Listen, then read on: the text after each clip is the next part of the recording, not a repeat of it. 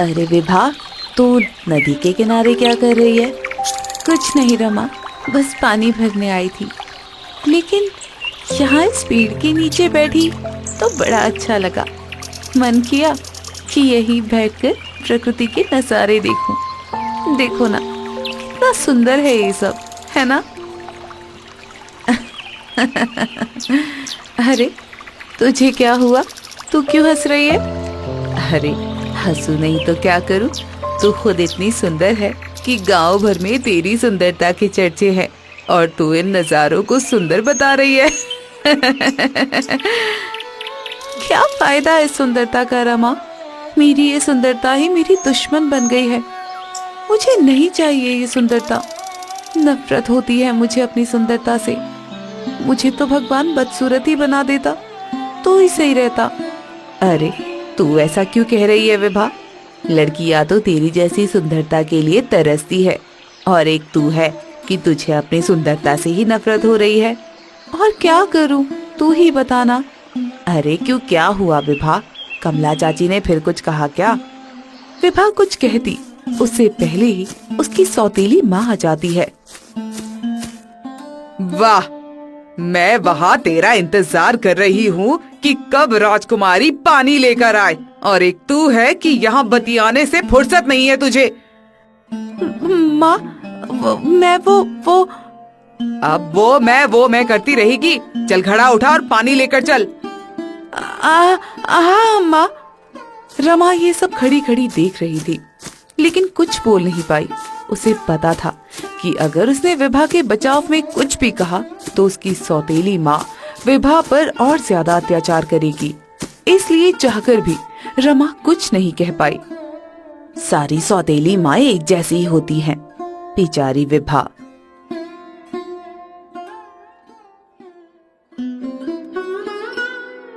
अरे माँ, कहाँ रह गई है? प्यास से मेरा गला सूखा जा रहा है। ये महारानी थी कहाँ इतनी देर से? अरे नदी किनारे अपनी सहेली से बतिया रही थी, और कहाँ जाएगी? इसके लिए जगह है कहीं इस दुनिया में? बस जब देखो तब उस रमा से बतियाती रहती है। हमारी बुराई करने के अलावा और कोई काम है क्या इसको? नहीं माँ, मैंने ऐसा कुछ भी नहीं किया। मैंने आपकी कोई बुराई नहीं की रमा से। शरीफ तो ऐसे बन रही है जैसे दूध की धुली हो। बस शक्ल से ही सुंदर है, मन की तो काली है तू, काली। सुनीता, तुम ऐसे क्यों कह रही हो बहन? मैंने तो कभी इस घर के लोगों का बुरा सोचा ही नहीं। अरे अब बस बहस ही करती रहेगी कि कुछ काम भी करेगी? सारा काम पड़ा है और तू है कि तुझे बहस करने से फुर्सत नहीं है। अरे अरे भाग्यवान, क्या हुआ? क्यों डांट रही हो मेरी बेटी को? हाँ हाँ, प्यारी सुंदर राजकुमारी तो बस यही है। और सुनीता, वो तो काली और बदसूरत है ना, इसलिए तुम्हारा प्यार सिर्फ एक ही पर आता है। सुनीता पर तो तुम्हें कभी इतना प्यार आता ही नहीं। ये क्या बकवास कर रही हो तुम? अरे मेरे कहने का ये मतलब बिल्कुल भी नहीं था। तो और क्या मतलब था तुम्हारा? हाँ बोलो बोलो। तुमसे तो बात करना ही बेकार है। मोहन बड़बड़ाता हुआ वहाँ से चला जाता है। विभा भी काम करने लग जाती है।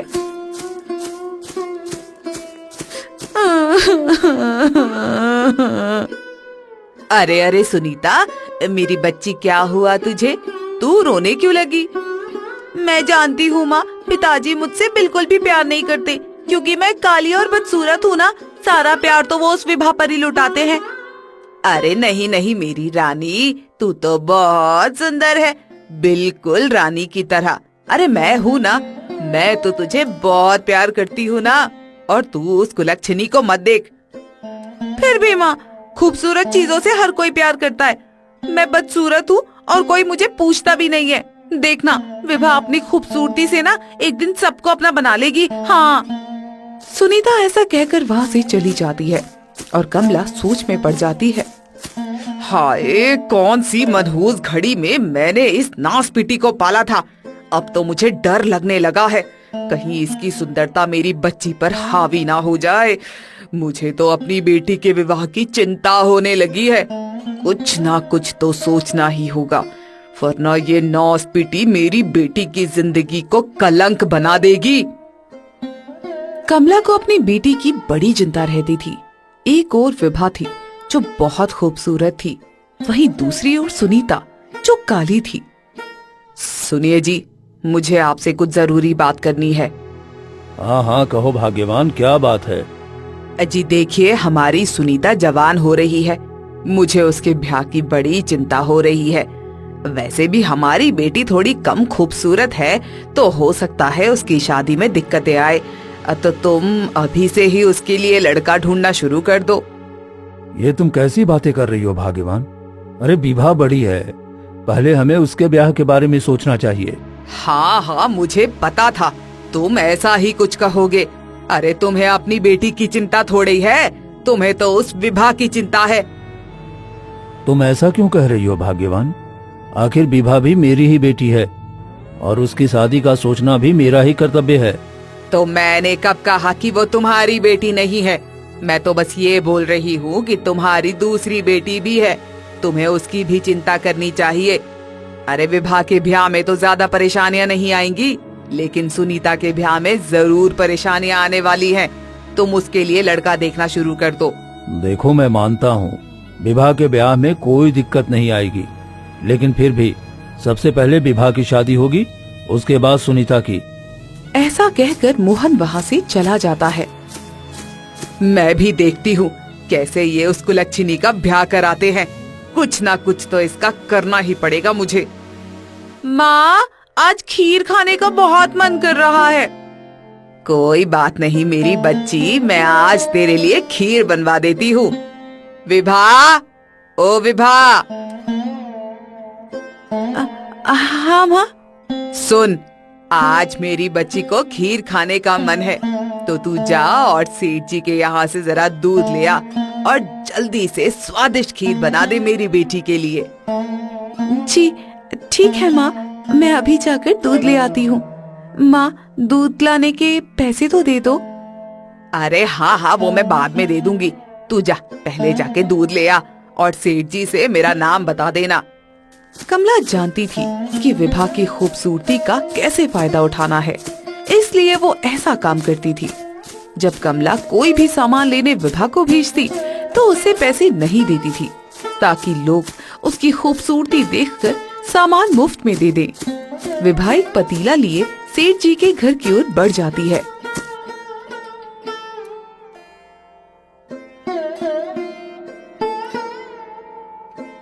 सेठ जी, सेठ जी। हाँ, कौन है? सेठ जी, मैं विभा, माँ ने भेजा है मुझे। अरे अरे विभा, तू बाहर क्यों खड़ी है? हाँ, इसे अपना ही घर समझ। आजा, अंदर आजा। सेठ जी नियत का बहुत बुरा आदमी था। उसकी पत्नी की बहुत पहले मौत हो चुकी थी, जिसके कारण आए दिन उसकी नियत गांव की बहू बेटियों पर रहती थी। सेठ जी, मुझे जल्दी से दूध दे दीजिए, मुझे घर जाकर खीर भी बनानी है। अरे हाँ हाँ, तू बैठ बैठ बैठ बैठ तो सही। इतने में हरिया आ जाता है।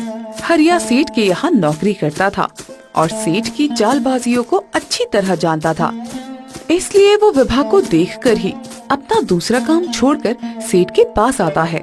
सेठ हरिया को देखकर सक पका जाता है। हरिया, इस लड़की को दूध तौल कर दे दे। जी सेठ जी, अभी दे देता हूँ। आओ विभा, बताओ कितना दूध चाहिए? हरिया दूध तौलकर विभा को दे देता है। सेठ जी, वो माँ कह रही थी कि पैसे वो खुद दे देंगी। अरे तू भी ना, क्यों मुझे शर्मिंदा कर रही है?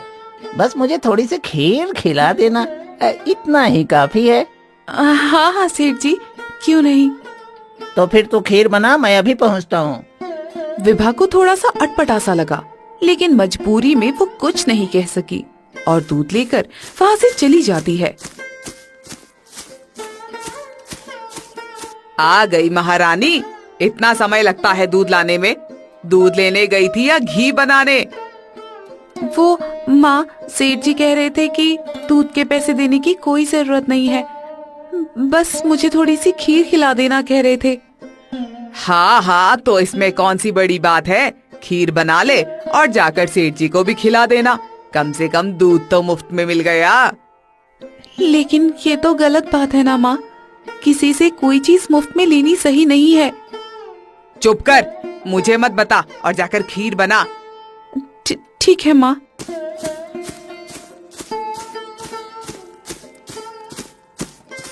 माँ, मुझे तो इसकी खूबसूरती देख देख कर ही जलन होती है। और एक मेरा रंग है, न जाने भगवान ने मुझे ऐसा क्यों बना दिया। कभी कभी तो लगता है कि मेरा ब्याह ही नहीं होगा। अरे तू फिक्र मत कर मेरी बेटी, मैं हूँ ना। देखना, मैं तेरा ब्याह ऐसी जगह करूंगी जहाँ तू राजकुमारियों की तरह रहेगी। अरे पर पिताजी तो पहले उस विभा का ब्याह कराने पर उतारू हो रखे हैं। अरे तू चिंता मत कर, मुझ पर सब छोड़ दे, मैं हूँ ना तेरी माँ। विभा खीर बना रही होती है और दोनों माँ बेटी गप्पे लड़ा रही होती हैं। तभी वहाँ सेठ जी आ जाते हैं। कमला भाभी, अरे ओ कमला भाभी। अरे अरे सेठ जी, आप धन्य भाग हमारे, हमारा तो घर ही पवित्र हो गया आपके कदमों से। अरे आइए आइए, अच्छा हुआ कि आप ही आ गए, मैं तो विभा को भेजने वाली थी खीर लेकर। सेठ और कमला बात कर ही रहे थे कि तभी विभा खीर लेकर आती है और सबको परोसती है। सभी लोग खीर खाने लगते हैं।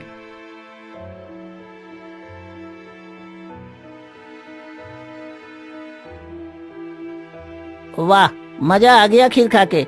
बिल्कुल ऐसी ही खीर मेरी पत्नी बनाकर खिलाती थी। अब तो मेरी किस्मत में ही नहीं है ऐसी खीर। कमला भाभी, एक बात कहूँ? हाँ हाँ सेठ जी, कहिए ना। मुझे विवाह बहुत पसंद है। मैं उससे विवाह करना चाहता हूँ। वैसे भी तो तुम्हारी सौतेली बेटी है और इसके बदले में तुम्हें ढेर सारा धन दौलत दूंगा, जिससे तुम सुनीता का ब्याह किसी राजकुमारी की तरह कर सकोगी। फिर तुम्हारी बेटी राज करेगी। हाँ। सेठ की बातें सुनकर कमला लालच में आ जाती है। अब वो सब तो ठीक है सेठ जी, पर विभा के पिता वो कभी नहीं मानेंगे। अरे वो सब तो देखना ही होगा भाभी जी। अब कुछ पाने के लिए कुछ तो खोना पड़ेगा ना। जी ठीक है, कुछ करती हूँ मैं। सेठ वहाँ से चले जाते हैं, लेकिन कमला के मन में लालच का सैलाब जाग जाता है। कमला सारी रात सोचती रहती है और अगली सुबह, पिताजी आज माँ नहीं उठी, क्या हुआ? उनकी तबीयत तो ठीक है ना? अरे हाँ बिटिया, मैंने तो उस पर ध्यान ही नहीं दिया। कमला, ओ कमला, अरे क्या हुआ तुझे? आज इतने समय तक सो रही है, तेरी तबीयत तो ठीक है ना? नहीं जी, अरे मेरी तबीयत कुछ ठीक नहीं लग रही। मुझे ना जाने क्या हो गया। आप मुझे जरा वैद्य जी के पास ले चलिए। मेरे पास तो एक फूटी कौड़ी भी नहीं है, कैसे इलाज कराऊंगा मैं तुम्हारा? हाँ तो ठीक है ना, मर जाने दीजिए मुझे। मेरी तो किसी को कोई चिंता ही नहीं है। मर जाऊंगी तब जाकर सबको शांति मिलेगी यहाँ। नहीं माँ, आप ऐसा क्यों कहती है? आपको कुछ नहीं होगा। देखता हूँ, किसी से कोई मदद मांगता हूँ, शायद कहीं कोई मदद दे दे। मोहन पैसों की मदद मांगने के लिए गांव के जमींदार के पास जाता है, लेकिन जमींदार उसको पहले पिछली उधार चुकाने को कहकर पैसा देने से मना कर देता है। वो और भी कई लोगों के पास जाता है, लेकिन कोई भी उसकी मदद नहीं करता। हार कर मोहन खाली हाथ वापस आ जाता है। मैंने बहुत कोशिश की कमला, लेकिन कोई भी मदद करने को तैयार नहीं है। मोहन उदास होकर घर के आंगन में बैठ जाता है। कमला जोर जोर से खांसने का बहाना करने लगती है। माँ तुझे ये अचानक से क्या हो गया? लो ये पानी पी लो। अब कोई फायदा नहीं है बेटी। लगता है मेरा अंत समय आ गया है। अब मुझे जाना ही होगा। ऐसे मत कहो माँ, सब ठीक हो जाएगा। क्या ही अच्छा होगा? हम गरीबों की जिंदगी में कभी कुछ अच्छा नहीं हो सकता। मैं इस बीमारी से लड़ते लड़ते मर जाऊंगी। मुझे इलाज नहीं मिल पाएगा। कोई तो होगा, कोई तो हमारी मदद करेगा। हाँ, याद आया। अरे सेठ जी बहुत बहुत ही बढ़िया इंसान है, वो हमारी मदद जरूर करेंगे। विभा बेटी, तू जा, तो उनसे ना कुछ मदद मांग ले। अगर उन्होंने भी मदद नहीं की तो मेरी चिता जलाने के लिए तुम सभी तैयार रहना। नहीं माँ, मैं ऐसा नहीं होने दूंगी। मैं अभी सेठ जी के पास जाकर उनसे मदद मांगती हूँ। विभा भागती हुई सेठ जी के पास जाती है। अरे विभा, आओ आओ आओ, क्या बात है, बड़ी परेशान लग रही हो। विभा सेठ जी को सारी बातें बताती है। विभा की बात सुनकर सेठ मन ही मन बहुत खुश होता है, लेकिन वो अपनी भावनाएं छिपाए हुए कहता है, ओहो, ये तो बहुत बुरा हुआ, पर मैं इसमें तुम्हारी कोई मदद नहीं कर सकता। ऐसा ऐसा मत कहिए सेठ जी, मेरी माँ मर जाएगी। कृपया आप हमारी मदद कर दीजिए। देखो विभा, अभी मेरे पास पैसे नहीं हैं, लेकिन हाँ, शहर के एक सेठ से मेरा लेना देना चलता रहता है। अगर तुम कहो तो मैं उससे लेकर तुम्हें पैसे दे सकता हूँ, लेकिन लेकिन लेकिन क्या सेठ जी? विभा, तुम तो जानती ही हो, ये शहर वाले सेठ बड़े कठोर दिल के होते हैं। पैसे तो मैं ले आऊंगा, लेकिन उसके बदले उनके पास कुछ गिरवी रखना पड़ेगा। फिर भी 10% ब्याज पे पैसा मिलेगा। अगर तुम कहो तो मैं बात करूं। लेकिन सेठ जी, हम तो बहुत गरीब लोग हैं, हम 10% ब्याज कैसे दे पाएंगे? हमारा घर और खेत तो पहले से ही जमींदार के यहाँ पर गिरवी रखा हुआ है, फिर हम क्या गिरवी रखेंगे सेठ जी? इतना कहकर विभा फूट फूट कर रोने लगती है। सेठ को तो मानो इसी पल का इंतजार था। अरे रे रे विभा, अरे तुम रो मत, चुप हो जाओ, चुप हो जाओ। सुनो, तुम मेरी बात सुनो। अरे ये शहर वाले सेठ बड़े कठोर दिल के हैं, लेकिन मुझसे तुम्हारे आंसू नहीं देखे जा रहे। देखो देखो, अगर तुम कहो तो मैं अपनी ये हवेली गिरवी रख देता हूँ, लेकिन तुम चुप हो जाओ। सेठ जी की बात सुनकर विभा को थोड़ी तसल्ली मिलती है। उसके आंसू अभी तक बहे जा रहे थे, वो कुछ बोल नहीं पाई। लेकिन मैं अपनी हवेली तभी गिरवी रखूंगा जब तुम मुझसे शादी करने को राजी हो, वरना तुम जानो और तुम्हारी माँ, अगर वो मर गई तो फिर मुझे मत कहना। हाँ। सेठ का बदला हुआ रूप देखकर विभा के पैरों के तले जमीन खिसक जाती है। उसे सेठ की नीयत पर शक तो पहले से ही था, लेकिन अब वो मजबूर हो चुकी थी। एक तरफ उसका भविष्य और दूसरी तरफ उसकी माँ की जान। आखिर विवश होकर विभा सेठ से शादी के लिए हाँ कह देती है। अरे ये हुई ना बात। देखो तुम रुको, मेरे पास उस सेठ की कुछ अमानती रकम पड़ी है, अभी मैं तुम्हें वो दे देता हूँ। अगर इलाज में और जरूरत हो तो मुझे बता देना, मैं और लेता आऊंगा। विभा को कुछ समझ नहीं आ रहा था, लेकिन फिर भी वो सेठ से पैसे लेकर घर आ जाती है। माँ, माँ देखो, मैं आपके लिए पैसे ले आई हूँ। पिताजी, अब आप माँ को जल्दी से वैद्य जी के पास इलाज के लिए ले जाइए। अरे वो सब तो ठीक है बेटी, लेकिन ये पैसे तेरे पास आए कहाँ से? वो मैं अरे सुनिए जी, मुझे जल्दी से ले चलो, मेरी तो सांसें रुक रही है। फिर आकर बातें कर लेना। हाँ हाँ पिताजी, माँ को जल्दी लेकर चलिए। मोहन जब कमला को इलाज के लिए लेकर जाता है, तभी सुनीता बेहोश होकर जमीन पर गिर जाती है। अरे अरे मेरी बच्ची को क्या हो गया? हाय मेरी बच्ची। लगता है इसे तुम्हारी चिंता लग गई है। विभा उसके चेहरे पर पानी की छींटे डालती है। एक काम करिए जी, आप यही सुनीता के साथ रहिए, मेरा इलाज विभा करा लाएगी, है ना विभा? जी पिताजी, आप सुनीता का ख्याल रखिए।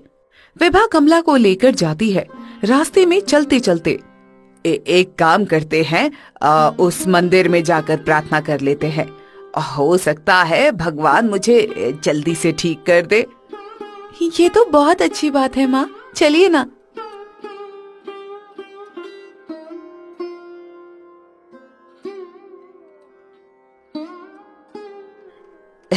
लगता है मेरी तबीयत अब पूरी तरह ठीक हो गई है, अब मुझे वैद्य जी के पास जाने की जरूरत नहीं है। देखा माँ, भगवान ने आपकी कितनी सहायता की। चलिए, अच्छा हुआ अब मैं आपको घर छोड़कर आती हूँ और ये पैसे मैं सेठ जी को वापस कराती हूँ। अरे ये तू क्या कह रही है? भला घर आई लक्ष्मी को कोई वापस करता है क्या? हो सकता है इस लक्ष्मी की वजह से ही मैं ठीक हुई हूँ। एक काम करते हैं, इस धन को हम यही मंदिर में दान कर देते हैं।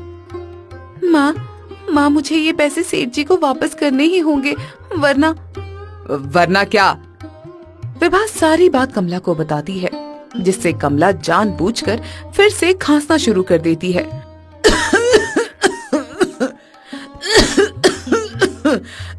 लगता है मेरी तबीयत फिर से बिगड़ने लगी है।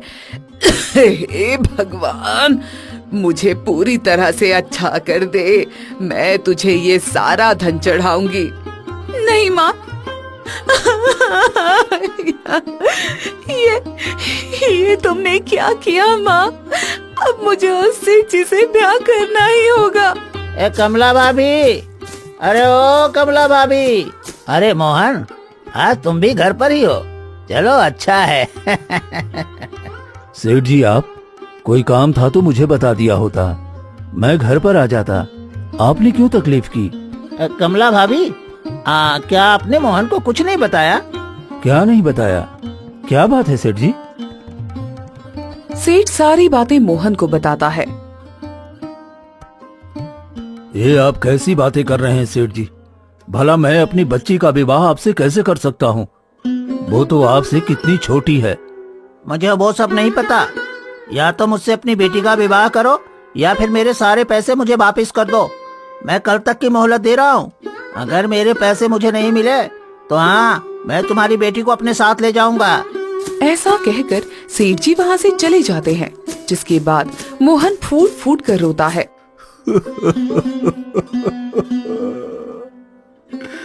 ये तूने क्या कर दिया बेटी? तूने अपनी जिंदगी को ही दांव पर लगा दिया।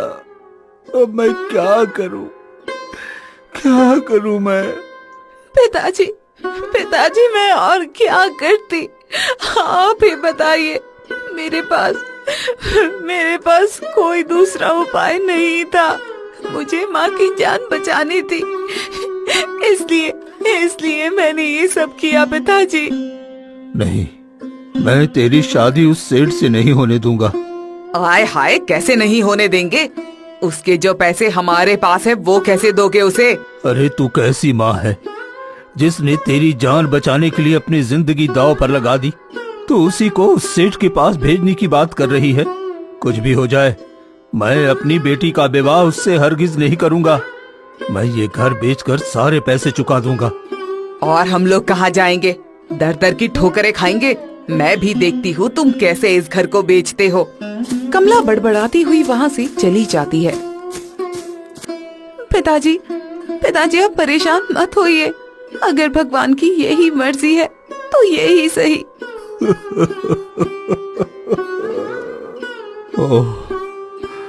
ओह मेरी बच्ची। मोहन अपनी बेटी को गले से लगाकर फूट फूट कर रोता है। रात होती है, लेकिन मोहन करवटें ही बदलता रहता है। उसे रात भर इसी सोच में नींद नहीं आती कि सुबह सेठ आएगा और उसकी बेटी को ले जाएगा। मोहन अपनी बेटी के पास जाता है और धीमे से,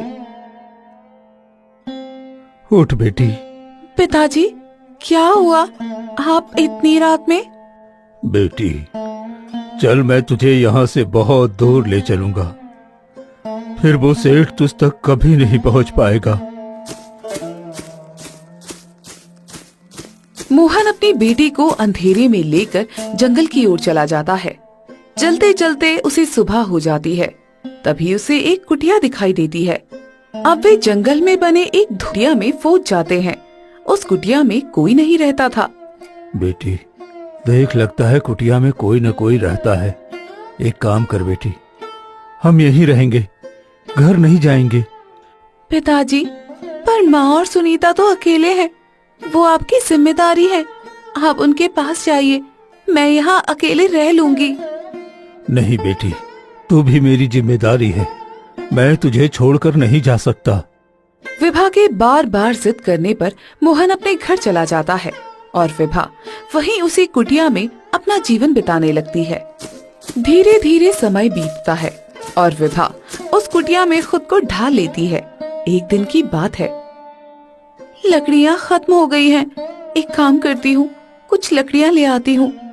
विभा जंगल में लकड़ियों की तलाश में निकल जाती है और चलते चलते एक बहुत ही सुंदर जंगल में पहुँच जाती है।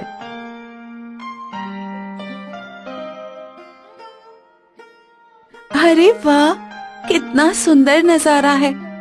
वाकई में किसी स्वर्ग से कम नहीं लग रहा है। मन करता है इन सभी पेड़ पौधे पशु पक्षियों को देखती रहूं। अरे वो क्या है? विभा की नजर एक विचित्र काले फूल पर पड़ती है। विभा ये देखकर हैरान हो जाती है क्योंकि उसने कभी इतना सुंदर, खूबसूरत और वो भी काला फूल नहीं देखा था। वो उसे देखकर उसके पास जाती है। ये कैसा अद्भुत फूल है, मैंने तो पहली बार ऐसा काला फूल देखा है। ये तो बड़ा अजीब सा फूल है। लेकिन ये क्या, इस फूल के चारों तरफ ये कांटेदार झाड़ियां पड़ी हुई है। एक काम करती हूँ, मैं इन कांटेदार झाड़ियों को इस फूल से अलग कर देती हूँ। विभा जैसे ही उन कांटेदार झाड़ियों को अलग करती है, फूल बहुत खुश हो जाता है और उससे एक बहुत सुंदर और प्यारी आवाज आती है। आपका बहुत बहुत धन्यवाद दीदी। अरे ये कैसा जादू है, एक फूल भला कैसे बोल सकता है? कौन हो तुम और बोल कैसे पा रही हो? दीदी, समय आने पर मैं आपको सब कुछ बता दूंगी। अभी मैं आपको कुछ नहीं बता सकती। बस मैं आपकी कुछ मदद कर सकती हूँ। कहिए आपको क्या चाहिए? धन, दौलत, घर या सुंदर राजकुमार? क्या सच में तुम कोई रहस्यमयी फूल हो और तुम मुझे ये सब चीज दिला सकती हो? हाँ हाँ दीदी, बिल्कुल, आप मांग कर तो देखिए। अगर तुम सच में ऐसा कर सकती हो तो मेरी एक मदद कर दो, जिससे मैं उस सेठ जी का कर्ज चुका सकूं। मुझे मेरे परिवार की बहुत याद आ रही है, मैं उनके पास जाना चाहती हूँ। ऐसा कहकर विभा बहुत उदास हो जाती है और उसकी आंखों से आंसू बहने लगते हैं। ठीक है दीदी, मैं आपकी मदद जरूर करूंगी, लेकिन आपको मुझसे एक वादा करना होगा। कैसा वादा? अगर कोई भी इंसान मेरी काली पंखुड़ियों को छुएगा और बोलेगा तुम अब मेरी हुई, तो मैं उसके वश में हो जाऊंगी और वो जैसा कहेगा मैं वैसा ही करने लगूंगी। इससे मुझे खतरा हो सकता है, आप ये बात राजी रखिएगा। ठीक है, मैं किसी से कुछ नहीं कहूंगी। फूल खुश हो जाता है और विभा को बहुत सारा धन दे देता है, जिससे विभा खुशी खुशी अपने घर की ओर निकल पड़ती है। तभी एक राजकुमार की नजर विभा पर पड़ती है। अरे वाह, इतनी सुंदर लड़की तो मैंने आज तक नहीं देखी। ये तो किसी राज्य की राजकुमारी से कम नहीं है। राजकुमार विभा के पास जाता है। तुम कौन हो और इस सुनसान जंगल में क्या कर रही हो? मेरा नाम विभा है, मैं पास के ही गांव में रहती हूँ। लेकिन आप कौन हैं? मैं भी पास के राज्य का राजकुमार हूँ। विभा राजकुमार को देखती ही रहती है और मन में सोचती है, कितना सुंदर राजकुमार है, काश मेरा राजकुमार भी ऐसा ही हो। मुझे तुम्हारी खूबसूरती भा गई है विभा, क्या तुम मुझसे विवाह करोगी? राजकुमार, ये तो मेरे लिए बड़े ही भाग्य की बात होगी, लेकिन मैं बहुत दिनों बाद अपने घर वापस जा रही हूँ। आप मेरे साथ मेरे घर चलिए और मेरे माता पिता से विवाह की बात करिए। अगर उन्होंने कह दिया तो मैं आपसे विवाह कर लूंगी। हाँ हाँ, बिल्कुल चलो।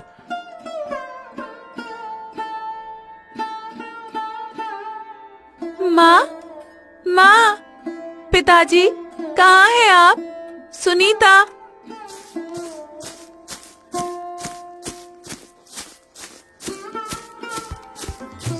अरे तू अब क्या लेने आई है यहाँ? तू तो ऐसे गायब हुई जैसे कोई जादूगरनी हो। उस सेठ के तानों ने हमें अलग परेशान कर रखा है। आए दिन धमकी देता है वो। अरे ये कहाँ से आ गई? माँ, अब सब ठीक हो जाएगा। देखो मेरे पास कितना सारा धन है। मैं उस सेठ के सारे पैसे उसे वापस कर दूंगी, फिर वो हमें कभी परेशान नहीं करेगा। विवाह के हाथों में बहुत सारा धन देखकर कमला लालच में आ जाती है और उसकी भाषा ही बदल जाती है।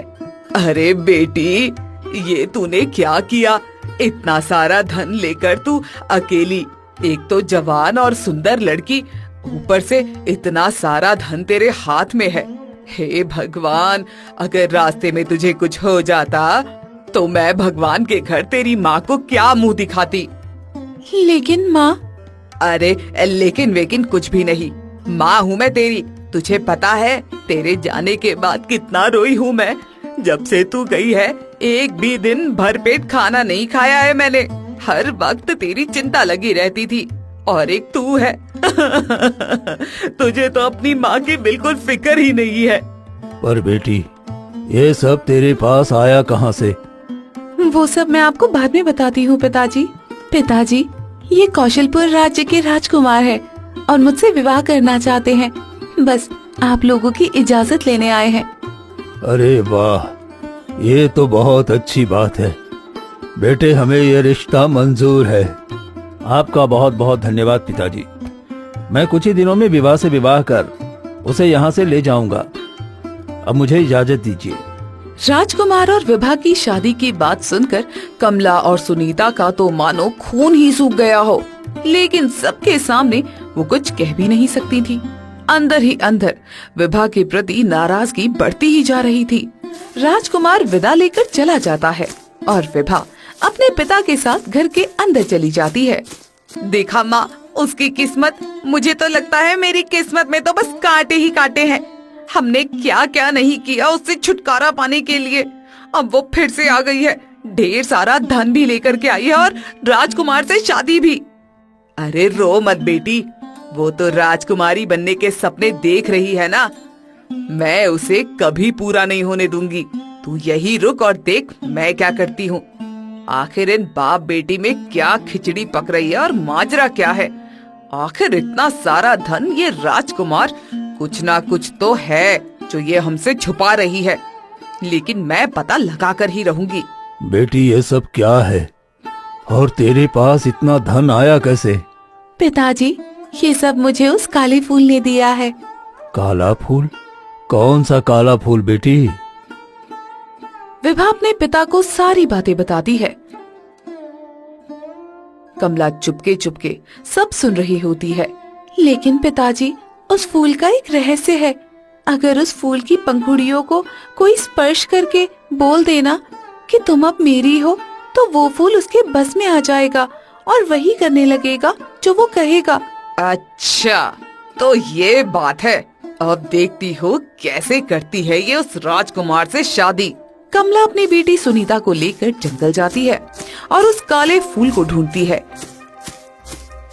अरे अरे वो देख, लगता है वही है वो काला फूल जिसकी वो विभा बात कर रही थी। हाँ हाँ माँ, तुम सही कह रही हो। अब जल्दी जल्दी जो बोला है वो कर।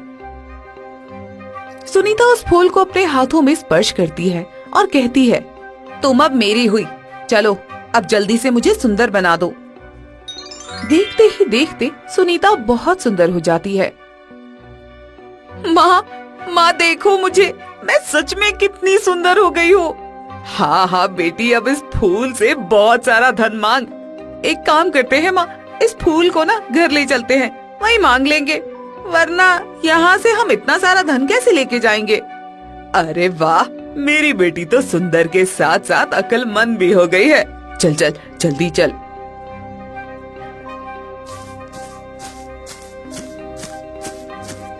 दोनों माँ बेटी घर की ओर जा ही रहे होते हैं, तभी वो देखते हैं कि राजकुमार घोड़े पर सवार होकर जंगल की ओर आ रहे हैं। माँ वो देखिए राजकुमार। अरे बेटी, अब तो सब कुछ तेरा ही है, अब क्या चिंता करना। तो इस फूल की मदद से सब कुछ मांग सकती है। मांग ले इस राजकुमार को भी। सुनीता राजकुमार को भी उस फूल से मांग लेती है। सुनीता के कहते ही काले फूल का जादू राजकुमार को अपने वश में कर लेता है। वो तुरंत उनकी तरफ आकर कहता है, अरे वाह, तुम तो बहुत ही सुंदर हो। क्या तुम मुझसे शादी करोगी? हाँ हाँ राजकुमार, बिल्कुल, लेकिन मेरी कुछ शर्तें हैं। अगर तुम मेरी शर्तें मानोगे तो मैं तुमसे शादी करने के लिए तैयार हूँ। मुझे तुम्हारी सभी शर्तें मंजूर हैं। बताओ मुझे क्या करना होगा? तो चलो। अरे इतनी भी जल्दी क्या है राजकुमार, पहले हमारे घर चलिए, फिर हम धूमधाम से आप दोनों का विवाह करेंगे। तीनों घर की ओर निकल पड़ते हैं और कुछ ही देर में घर पहुंच जाते हैं। सुनीता को राजकुमार के साथ देखकर मोहन और विभा आश्चर्य में पड़ जाते हैं।